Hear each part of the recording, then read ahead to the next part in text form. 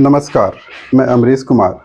अपने पिछले क्लास में हमने नवीकरणीय ऊर्जा के साधनों के बारे में पढ़ा था और मुख्य रूप से सौर ऊर्जा की चर्चा हमने की थी। नवीकरणीय ऊर्जा के अन्य साधनों के बारे में हम अपने अगले क्लास में पढ़ेंगे और इस क्लास में हमारा जो मुख्य फोकस रहेगा वो एक करंट के टॉपिक के ऊपर रहेगा, जो हाल के समय में न्यूज़ में चर्चा का विषय बना रहा था, और वो टॉपिक है ओशन हीट वेव्स और उनके फलस्वरूप होने वाला कोरल ब्लीचिंग। हाल के एक समय में कुछ समय पहले लक्षद्वीप के क्षेत्र में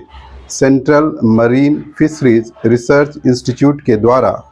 बड़ी मात्रा में जो लक्षद्वीप का क्षेत्र था उस क्षेत्र में कोरल ब्लीचिंग अर्थात जो मूंगा चट्टानें थी उनका प्रवाल विरंजन देखा गया। इस क्षेत्र में इसका जो मुख्य कारण बताया गया वो ओशन हीट वेव्स अर्थात जो समुद्री हीट वेव्स थी उन्हें बताया गया, जो कि इन चट्टानों को धीरे धीरे ख़राब कर रही थी, इन चट्टानों का विरंजन कर रही थी। आज हम जानने की कोशिश करेंगे कि ओशन हीट वेव्स क्या हैं, कोरल रीफ्स क्या हैं अर्थात मूंगा चट्टानें क्या हैं, और किस तरह से जो ओशन हीट वेव्स हैं वो मूंगा चट्टानों के अपरदन के लिए और कोरल ब्लीचिंग के लिए उत्तरदायी होती है। सबसे पहले हम समझने की कोशिश करेंगे कि हीट वेव्स की जो ओशन हीट वेव्स हैं वो क्या होती है। ओशन हीट वेव्स जो सबसे पहले डिटेक्ट की गई थी वो 2011 में डिटेक्ट की गई थी, और ये डिटेक्ट की गई थी जो ऑस्ट्रेलिया है उसके वेस्ट कोस्ट पे, और 2011 में ही ये टर्म ओशन हीट वेव्स दिया गया। अगर हम इसको सिंपली डिफाइन करने की कोशिश करें, अगर हम इसको परिभाषित करने की कोशिश करें तो इसकी परिभाषा इस तरह से दी जा सकती है कि जो समुद्र का ऊपरी सतह है, समुद्र का ऊपरी सतह, यहाँ पे कहने का मतलब हुआ कि समुद्र का वो सतह जहाँ तक जो लाइट है वो पेनिट्रेट करके जा रही है, अर्थात जहाँ तक जो सूर्य का प्रकाश है वो अंदर जा रहा है। उस सतह का तापमान अगर 30 साल का जो एवरेज तापमान है सतह का, उससे अगर 2 या 3 डिग्री सेंटीग्रेड ज़्यादा हो जाता है तो हम ये मान करके चलते हैं कि समुद्र का वो क्षेत्र जो है वो हीट वेव्स की चपेट में आ चुका है। यहाँ पर जब हम एवरेज तापमान कैलकुलेट करेंगे तो हम या फिर जो औसत तापमान कैलकुलेट करेंगे तो वो 30 साल का औसत तापमान कैलकुलेट किया जाता है। साथ ही साथ यह बढ़ा हुआ तापमान कम से कम 5 दिनों तक लगातार बना रहना चाहिए, या फिर 5 दिन से ज़्यादा। लेकिन हाल के वर्षों में देखा गया है कि जो ओशन हीट वेव्स होते हैं वे लगातार महीनों से लेकर के सालों तक लगातार बने रहते हैं। साथ ही साथ इनकी जो इंटेंसिटी है और इनका जो ड्यूरेशन है, अर्थात जितने समय तक ये समुद्र में बने रहते हैं और 2 ओशन हीट वेव्स के बीच का जो समय है वो धीरे धीरे कम हो रहा है, और इनका जो ड्यूरेशन है वो धीरे धीरे बढ़ रहा है। अगर हम देखें, अगर हम इनके कारण को जाने कि हीट वेव्स आते क्यों हैं, तो इनके मुख्य रूप से हम 3 कारणों को पहचान सकते हैं, जैसा कि मैंने यहाँ पे लिखा है। पहला है क्लाइमेट चेंज, दूसरा ओशन करंट, और अगर भारत के संदर्भ में देखा जाए तो फिर एल नीनो। अब हम देखने की कोशिश करते हैं कि जो क्लाइमेट चेंज होता है वो किस तरह से हीट वेव्स को बढ़ावा देता है। नॉर्मली जो ओशंस होते हैं, जो समुद्र होते हैं, वो पृथ्वी का करीब 70% हिस्सा समुद्रों के द्वारा ही भरा गया है, और ये समुद्री होते हैं जो मुख्य रूप से सूर्य से आने वाली जो डायरेक्ट किरणें हैं उनको अवशोषित करती हैं। साथ ही साथ ग्रीन हाउस इफेक्ट के फलस्वरूप जो पृथ्वी के ऊपर एक ब्लैंकेट का निर्माण होता है CO2 और दूसरे ग्रीन हाउस गैसेस के द्वारा और वाटर वेपर के द्वारा, ये जो ब्लैंकेट होता है ग्रीन हाउस इफेक्ट के कारण जो बनता है, ये जिस ऊर्जा को एब्जॉर्ब करके, पृथ्वी की ऊर्जा को एब्जॉर्ब करके वापस पृथ्वी की तरफ भेजते हैं, वो जो ऊर्जा होती है उनका भी मुख्य रूप से जो अवशोषण किया जाता है वो समुद्रों के द्वारा ही किया जाता है। इसीलिए जो समुद्र होते हैं वो ऊर्जा के लिए एक सिंक की तरह काम करते हैं, जो सारी ऊर्जा को एब्जॉर्ब करने की क्षमता रखते हैं। समुद्र के अंदर जो पानी होता है उसकी जो स्पेसिफिक हीट होता है वो बहुत ज़्यादा होता है, इस कारण से क्या होता है कि समुद्र का जो पानी होता है वो धीरे धीरे गर्म होता है और धीरे धीरे ठंडा होता है, और इसी के फलस्वरूप जो समुद्र होता है वो पूरे निचले वायुमंडल और स्थल मंडल का भी तापमान बना करके रखता है। लेकिन यही प्रक्रिया अगर आज के समय में देखा जाए तो चूँकि ग्रीन हाउस गैसेस का एमिशन बहुत ज़्यादा हो रहा है, ग्रीन हाउस इफेक्ट ज़्यादा देखने को मिल रहा है, इसीलिए समुद्र में आने वाली जो ऊर्जा है ग्रीन हाउस गैसेज के ज़्यादा एमिशन के कारण वो बढ़ रही है, और वो कारण बन रही है ओशन हीट वेव्स का, जिसके फलस्वरूप जो समुद्र हैं वो धीरे धीरे गर्म हो रहे हैं। इसका एक दूसरा बहुत बड़ा कारण है ओशन करेंट्स। ओशन करेंट्स क्या होते हैं, आप अगर देखिएगा तो पृथ्वी का जो विषुवत रेखा है और उसके आसपास का जो भाग है, कर्क रेखा और मकर रेखा के बीच का भाग, जिसे हम उष्णकटिबंध भी कहते हैं, वहाँ पे सूर्य का प्रकाश सबसे ज़्यादा पड़ता है, और ये जो क्षेत्र है यही क्षेत्र सबसे ज़्यादा गर्म भी होता है सूर्य के प्रकाश के फलस्वरूप, चाहे वो समुद्र का हो चाहे वो स्थल मंडल का हो। इसीलिए जो ओशन करेंट्स होती हैं उसमें आप देखिएगा कि जो ओशन करेंट्स होती हैं उसमें जो वार्म ओशन करेंट्स होती हैं, जो गर्म जलधाराएँ होती है, वो विषुवत रेखा से ध्रुवों की ओर बहती है, और जो ठंडी जलधाराएँ होती है वो ध्रुवों से विषुवत रेखा की ओर बहती है। लेकिन हाल के संदर्भ में अगर देखा जाए तो ये जो जलधाराएँ हैं जो विषुवत रेखा से ध्रुव की ओर बहती हैं या फिर ध्रुवों से विषुवत रेखा की ओर जो ठंडी जलधाराएँ बहती हैं, ये धीरे धीरे कमज़ोर पड़ रही हैं। जैसा कि हाल में गल्फ स्ट्रीम के साथ देखा गया कि इसकी जो इंटेंसिटी है वो अब धीरे धीरे क्या हो रही है, घट रही है। इसके कारण जो हीट का रीडिस्ट्रीब्यूशन होता है विषुवत रेखा से ध्रुवों की ओर, और जो ठंडी जलधाराएँ ठंडी को लेकर के आती हैं पोलर रीजन से विषुवत रेखा की ओर, वो धीरे धीरे कम हो रहा है। इसके फलस्वरूप क्या होता है, जब हीट का रीडिस्ट्रीब्यूशन नहीं होता है तो कोई विशेष क्षेत्र जहाँ पे सूर्य की ऊर्जा ज़्यादा पड़ती है वो ज़रूरत से ज़्यादा गर्म हो जाता है, और ज़रूरत से ज़्यादा गर्म होने के कारण वो क्षेत्र भी हीट वेव्स का कारण बन सकता है। और अगर भारत के संदर्भ में बात की जाए तो एल नीनो भी एक बहुत ही इम्पॉर्टेंट फैक्टर है।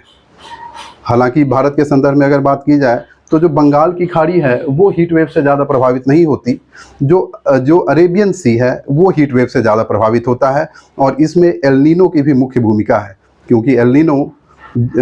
एल नीनो इस क्षेत्र के तापमान को बढ़ा देता है और वायु दाब को कम कर देता है, इसीलिए वो भी इस क्षेत्र में हीट वेव्स के निर्माण में अहम भूमिका निभाता है। सिर्फ लक्षद्वीप ही नहीं, 2020 में अगर देखा जाए तो जो मन्नार की खाड़ी है वहाँ पे बड़ी मात्रा में कोरल रीफ्स की ब्लीचिंग हुई थी, प्रवाल विरंजन हुआ था, और उसके लिए भी जो हीट वेव्स थे वही उत्तरदायी थे। और सिर्फ भारत में ही नहीं, पूरे वैश्विक स्तर पर भी अगर देखा जाए तो जो हीट वेव्स हैं वो बड़ी मात्रा में प्रवाल विरंजन के लिए उत्तरदायी हैं। जैसे कि ग्रेट बैरियर रीफ जो ऑस्ट्रेलिया के ईस्टर्न कोस्ट पे है, वहाँ पे भी जो हीट वेव्स हैं उन्होंने बड़ी मात्रा में वहाँ पे प्रवाल विरंजन किया है। इसके अलावा इंडोनेशिया के क्षेत्र में जो छोटे छोटे आइलैंड्स हैं और उनके आसपास जो प्रवाल भित्तियाँ हैं, उनके भी प्रवाल विरंजन के लिए ये जो ओशन हीट्स हैं ये उत्तरदायी थे। अब हम समझने की कोशिश करेंगे कि ये प्रवाल भित्तियाँ या फिर कोरल रीफ्स या फिर मूंगा चट्टानें क्या होती हैं। जो प्रवाल भित्तियाँ होती हैं या जो मूंगा चट्टानें होती हैं, ये मुख्य रूप से दो ऑर्गेनिजम्स का साहचर्य होती हैं। एक होता है कोरल्स या फिर इनको पॉलिप भी कहा जाता है, जो कि एक सिलेंट्रेट की फैमिली से बिलोंग करता है, और दूसरी होती है एक ग्रीन अलगी जिसे कहा जाता है जूजेंथेली। ये जो कोरल रीफ्स होते हैं ये इन दोनों ऑर्गेनिजम्स के बीच का साहचर्य होता है। अर्थात जो कोरल रीफ होता है वो जो जूजेंथेली अलगी होती है उसे आधार प्रदान करता है जिसके ऊपर वो ग्रो कर सकती है, और जो अलगी होती है वो प्रकाश संश्लेषण की क्रिया के द्वारा फूड का निर्माण करती है, खाना बनाती है, और वो खाना जो कोरल्स होते हैं या जो पॉलिप्स होते हैं उनको भी प्राप्त होता है। ये कोरल रीफ्स कभी अकेले नहीं रहते, ये जब भी रहते हैं तो समूह के रूप में रहते हैं और एक बड़े समूह के रूप में रहते हैं। ये अपने ऊपर धीरे धीरे कैल्शियम कार्बोनेट की सतह अपने ऊपर डिपॉजिट कर लेते हैं, इसीलिए इनको मूंगा चट्टान भी कहा जाता है, क्योंकि ये ठोस हो जाते हैं मुख्य रूप से जो कैल्शियम कार्बोनेट होता है उसके डिपोजिशन के कारण। अगर हम देखें तो ये जो कोरल रीफ्स पाए जाते हैं ये मुख्य रूप से उष्णकटिबंध में पाए जाते हैं। अगर हम देखें तो विषुवत रेखा के 30 डिग्री ऊपर 30 डिग्री उत्तरी अक्षांश और 30 डिग्री जो दक्षिणी अक्षांश होता है, मुख्य रूप से उसके बीच में ये पाए जाते हैं। यहाँ पे तापमान इनके लिए बहुत ज़रूरी है। जहाँ पे ये रहते हैं वहाँ पे तापमान जो होना चाहिए, अगर वो आइडियली देखा जाए तो 20 से 22 डिग्री सेंटीग्रेड के बीच होना चाहिए, लेकिन ऐसा देखा जाता है कि 18 से 27 डिग्री सेंटीग्रेड के तापमान के बीच में भी ये आसानी से ग्रो करते हैं, ये आसानी से सर्वाइव कर जाते हैं। साथ ही साथ वहाँ पे जो गहराई होती है वो 45 से 55 मीटर के बीच में होनी चाहिए, इससे ज़्यादा नहीं होनी चाहिए। अगर इससे ज़्यादा होती है गहराई अगर, तो वहाँ तक तो जो सूर्य का प्रकाश होता है वो ज़्यादा गहराई तक नहीं जा पाता, जिसके कारण प्रकाश संश्लेषण की जो क्रिया है वो रुक जाती है या फिर सही ढंग से नहीं हो पाती है।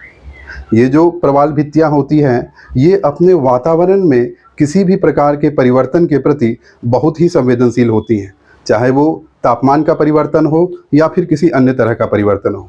ओशन हीट वेव्स के कारण जो तापमान में परिवर्तन होता है, जो तापमान होती है वो 2 से 3 डिग्री सेंटीग्रेड या फिर 2 से 4 डिग्री सेंटीग्रेड बढ़ जाती है। इसके फलस्वरूप ये जो प्रवाल भित्तियाँ होती हैं ये प्रतिकूल रूप से प्रभावित होती हैं,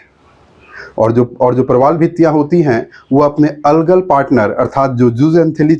उसे खुद से अलग कर देती हैं। ऐसा देखा जाता है कि अगर बढ़ा हुआ तापमान 4-5 दिन या फिर 1 सप्ताह के बाद पुनः घट के फिर से नॉर्मल हो जाता है, तो जो प्रवाल भित्तियाँ होती हैं वो जो ज़ूज़ेनथिली अलगी था उसे फिर से प्राप्त कर लेती हैं और उनकी मृत्यु नहीं होती। लेकिन अगर ये बढ़ा हुआ तापमान लगातार बहुत समय तक बना रहता है, महीनों तक, सालों तक अगर बना रहता है, तो ऐसी परिस्थिति में जो मूंगा चट्टानें होती हैं, जो प्रवाल भित्तियाँ होती हैं, जो कोरल रीफ्स होते हैं, वो हमेशा के लिए अपने अलगल पार्टनर को छोड़ देते हैं, जिसके फलस्वरूप वो खाने का निर्माण नहीं कर पाते और उनके कारण उनकी मृत्यु हो जाती है। जो कोरल रीफ्स होते हैं वो मर जाते हैं। जो कोरल रीफ्स हैं अगर हम उनको देखें तो ये समुद्री पारिस्थितिक तंत्र का बहुत ही अहम हिस्सा होता है। ये जो कोरल रीफ्स होते हैं वहाँ पे जैव विविधता समुद्री पारिस्थितिक तंत्र में सबसे ज़्यादा पाई जाती है, इसीलिए इनका नष्ट होना समुद्री पारिस्थितिक तंत्र के लिए हानिकारक है। साथ ही साथ जो ओशन हीट वेव्स होते हैं वो ब्राउन अलगी जो कि समुद्र के ऊपरी सरफेस पे मुख्य रूप से पाए जाते हैं, उनको भी प्रभावित करते हैं, और जो सी ग्रास होती है उनको भी प्रभावित करती है। इसके फलस्वरूप जो समुद्री पारिस्थितिक तंत्र है वो बहुत ही प्रतिकूल रूप से प्रभावित हो सकता है, और इसका प्रभाव स्थल मंडल पे भी देखने को मिल सकता है, मुख्य रूप से वैसे क्षेत्रों में जो कि समुद्र के किनारे बसे हुए हैं और जहाँ पे समुद्र से मछलियों को पकड़ा जाता है। इसके फलस्वरूप समुद्र में होने वाली मछलियों की संख्या जो है वो घट सकती है, और इससे रिलेटेड जो इंडस्ट्रीज़ हैं वो प्रभावित हो सकते हैं। हाल के संदर्भ में अगर देखा जाए तो ओशन हीट वेव्स जो हैं उनकी इंटेंसिटी और उनका ड्यूरेशन दोनों ही धीरे धीरे बढ़ रहा है, और ये स्थल मंडल और हमारे जल मंडल समुद्रों को विपरीत रूप से प्रभावित कर रहा है। और इसमें जो सबसे मुख्य भूमिका अगर हम देखें तो वो है क्लाइमेट चेंज की। इसीलिए आज के संदर्भ में ज़रूरत है कि हम ग्रीन हाउस गैसेस का जो उत्सर्जन है उनको कम करें, क्योंकि इनके फलस्वरूप न सिर्फ स्थल मंडल और वायुमंडल प्रभावित हो रहा है, बल्कि जल मंडल भी जो है और जो समुद्र हैं वो भी इससे अछूता नहीं है। और ये जो ओशन हीट वेव्स हैं ये उनमें एसिडिफिकेशन तो कर ही रहे हैं, साथ ही साथ उनकी जो जैव विविधता है और जो उनके अंदर पाए जाने वाली जो कोरल रीफ्स हैं, जो प्रवाल भित्तियाँ हैं, उन्हें ही प्रभावित कर रहे हैं। आज के लेक्चर में बस इतना ही। नमस्कार।